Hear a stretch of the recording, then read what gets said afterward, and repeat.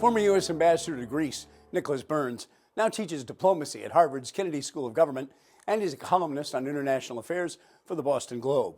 When he was in Western Massachusetts to address the Springfield Public Forum, we sat down with Ambassador Burns to get his perspective on the civil war and resulting refugee crisis in Syria, as well as his thoughts on the prospects for peace in the Middle East. I do think that Syria is the greatest humanitarian crisis in the world today.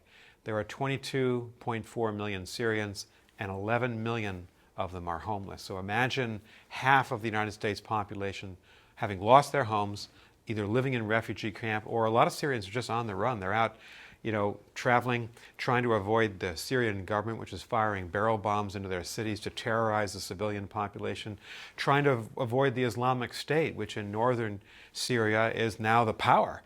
And so the refugee part of this is the most acute problem. It's the one that has to be dealt with first. And then there are other problems that you mentioned, the fact that the government only controls the abhorrent government, 20% of the territory. There are all sorts of rebel groups, left and right, running around, firing at each other. It's a chaotic situation, and it's bleeding into Jordan, Iraq, Lebanon, and Turkey. So it's quite quickly become a regional war, and that's one of the dangers to the United States. That's why we need to not put troops in, but we certainly need to be more active in trying to organize the rest of the world to care for the refugees and try to strengthen some of the moderate rebel groups to oppose both the Islamic State and the Syrian government. A bipartisan Congressional Committee on Homeland Security recently criticized the Obama administration pretty severely for the handling, or really, as they were saying, almost lack of handling of the situation with ISIS terrorists in particular. For some time, a lot's been made of the president months ago saying, we really are still on the drawing board. We really don't have a plan. And ISIS is a particularly intractable problem, it would seem. But we know in the last year or so, according to, again, this congressional report, it appears ISIS has roughly doubled the numbers of people ready to act for it internationally. Fair criticism coming out there of the administration, do you think? I think it's a little harsh. I think President Obama's done a lot of good things in foreign policy. I've supported much of what he's done. In this case, the president clearly does not want to get the United States enmeshed in the Syrian war. He's backed away time and again from recommendations that we commit ourselves either with airstrikes or heavier arming of the rebel groups there. I don't think he has a coherent strategy right now. I will be that critical and say that we need one. Because if the United States, and we're still the strongest country in the world, isn't active, and again, I'm not speaking militarily, but more as a political leader, creating coalitions of countries to intervene in a situation like this, then you leave the door open for despots like Putin, who is very happy to fill this vacuum with this very dramatic increase of Russian surface-to-air missiles and aircraft in Syria itself. So I think the United States needs to be more active. We can help unite Turkey, which is a neighboring country, Saudi Arabia, the United Arab Emirates, some of the other Arab countries. They ought to be doing most of the funding of these moderate rebel groups. They ought to be working together, which they're not doing right now. And if we can do that, and if we can simultaneously try to launch political negotiations, that might lead to a transitional government, meaning a new government in Syria that might be more broad-based, comprised of all the different moderate forces in the country. That may take a long time, but it's probably the way this war is going to end. The great majority of wars don't end on the battlefield, they end at a negotiating table. So I think Secretary Kerry and President Obama have been right to push that. But the United States hasn't played its typical leadership role. It shows.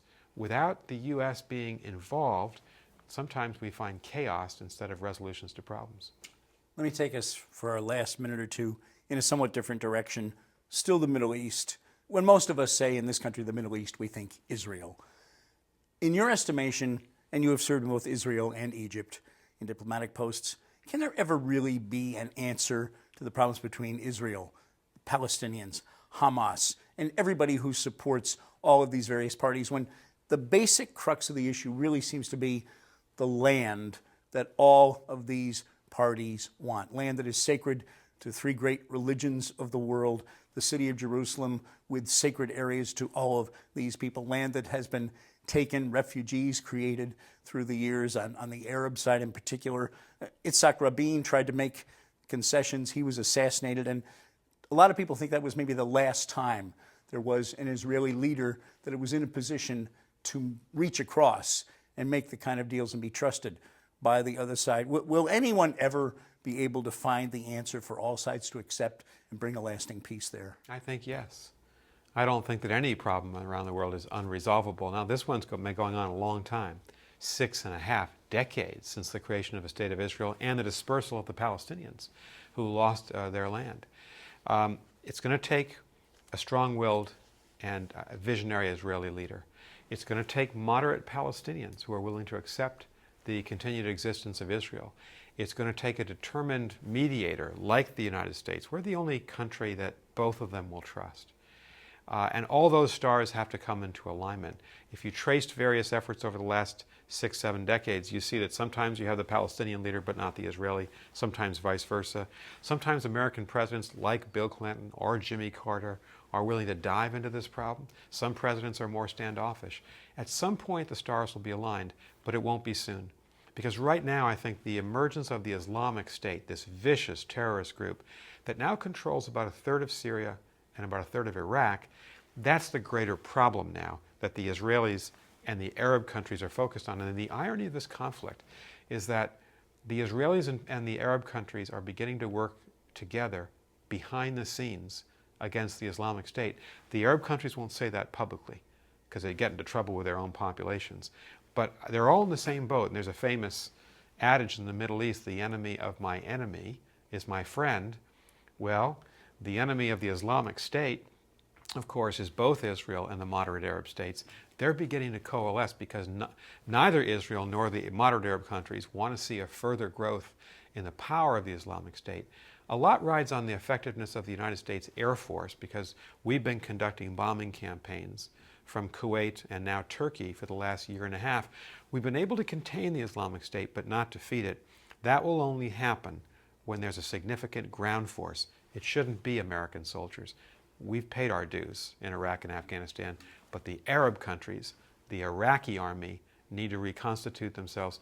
They need to do that job on the ground. It's then I think you'll see a diminution in the power of the Islamic State, and maybe at some point thereafter, the Israelis and Palestinians will come back to serious conversations about peace, but not in the short term. Ambassador Nicholas Burns, thank you so much for your time, sir. Thank you.